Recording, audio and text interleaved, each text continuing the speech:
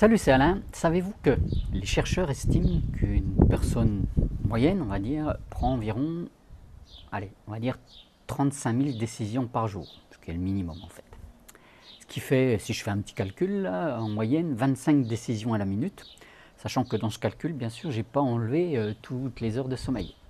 Et après, nous sommes tous surpris d'être lessivés le soir, de ne pas avoir d'énergie après les repas et que certains matins, c'est un peu difficile de se lever. Alors voilà pourquoi je voulais évoquer avec vous différents moyens, finalement on va en voir trois, que vous pouvez mettre en place pour améliorer votre façon de prendre vos décisions.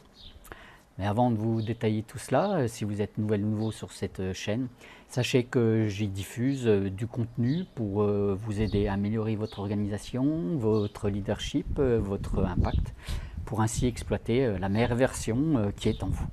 Alors là, je vous montre deux séries de photos que j'ai récupérées sur Internet et qui vont me permettre de vous expliquer finalement les trois raisons principales qui font que vous devez passer beaucoup plus de choses dans votre vie, dans votre travail, en mode pilote automatique.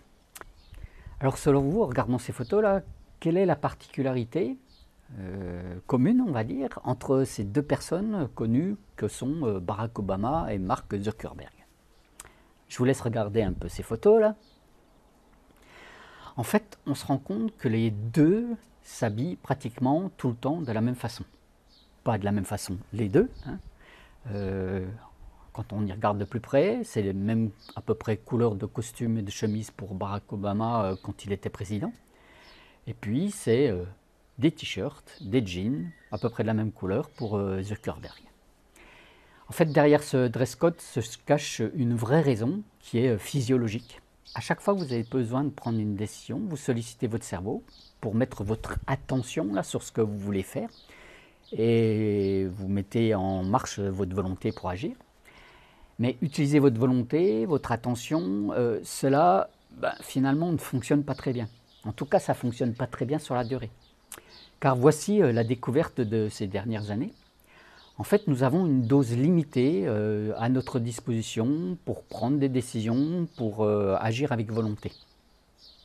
Et en fait, ça semble totalement logique, c'est une histoire de consommation d'énergie. Comme les muscles qui brûlent des calories quand on fait du sport, quand on bouge, notre cerveau utilise aussi des calories pour chacune de nos décisions.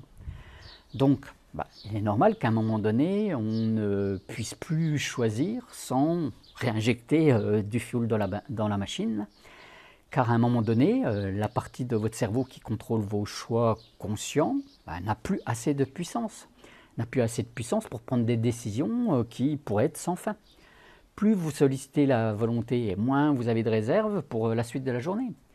C'est pour ça que nos deux personnes que je citais juste avant s'habillent toujours de la même façon. Pas besoin de réfléchir pendant des heures à la tenue du jour. Donc, pas besoin d'aller puiser dans les réserves à volonté, dans la réserve à prise de décision. Donc, vous aussi, vous pouvez utiliser ce réflexe de différentes manières dans votre vie. Pour vous assurer d'exécuter certaines actions de manière cohérente, vous avez besoin de quelque chose de puissant.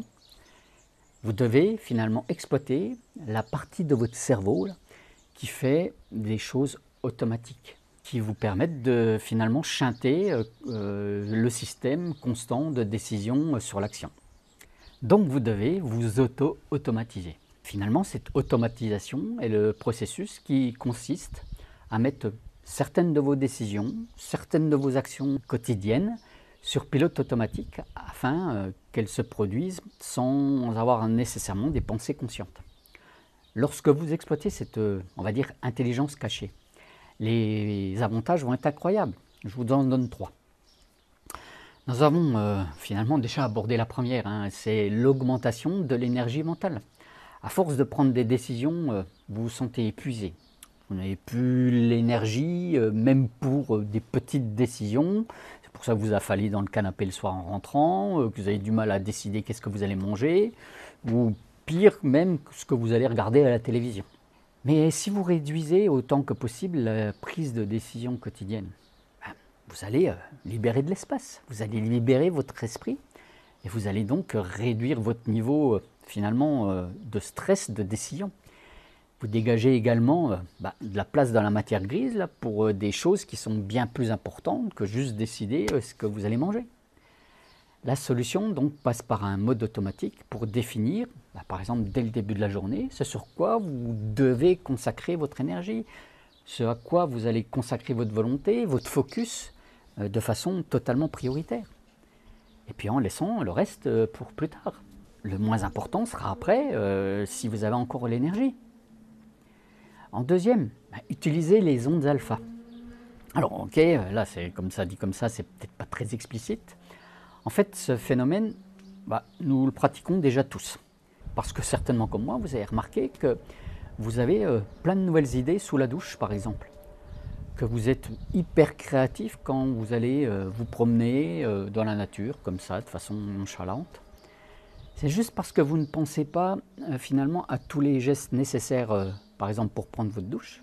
Vous avez automatisé votre process prendre une douche, ce qui va finalement libérer de la place pour vous libérer l'esprit, et puis qui va vagabonder, et puis qui va aller à droite à gauche, comme ça.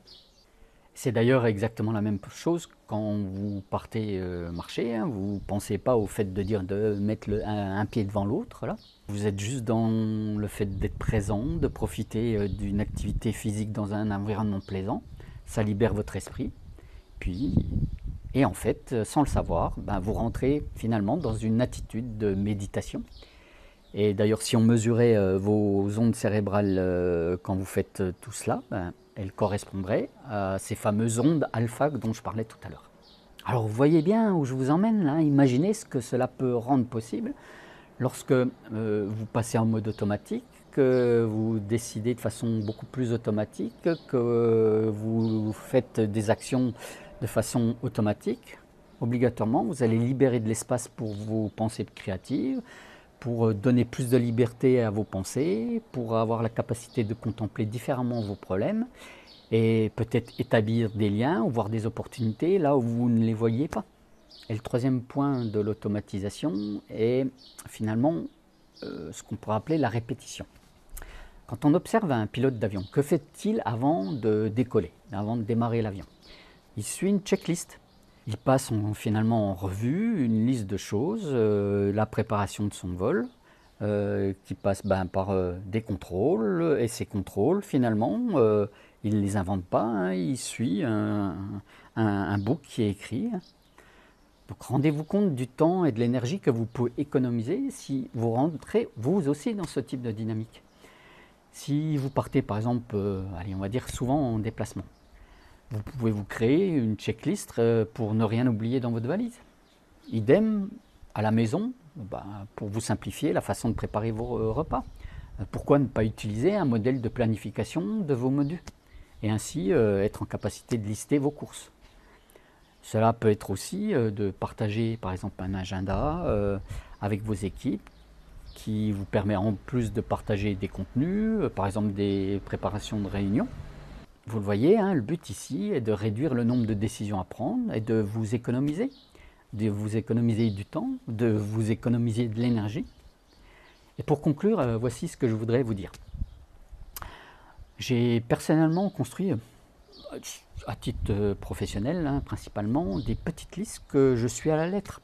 Hein, quand je tourne par exemple des vidéos comme celle-ci, j'ai établi moi-même un processus là, qui me permet de dire tout d'abord définir par exemple le contenu de la vidéo, ensuite écrire si besoin le script, préparer le matériel pour le tournage, tourner la vidéo, la monter, aller chercher des compléments pour le montage, construire sous un outil comme Canva par exemple l'image de présentation pour YouTube et plein d'autres choses, quoi. Donc si vous aussi vous avez besoin d'avoir des actions de manière répétitive, demandez-vous ce que vous pourriez faire pour la rendre plus automatique. Cela va vous créer bien évidemment plus d'espace pour vos moments de créativité, vos moments de production, vos moments de coordination, vos moments d'animation de réunion par exemple. Et tout ça va vous faire gagner de l'énergie et donc va vous faire gagner du temps. Allez, n'hésitez pas à me dire ce que vous pensez de tout ce contenu, de me dire à la rigueur si vous avez vous aussi des habitudes pour automatiser. Et puis, en attendant de se retrouver très vite, explorez votre vie, passez à l'action de façon la plus automatisée possible et ainsi exploiter votre meilleure version. Allez, à tout vite. Ciao, bye.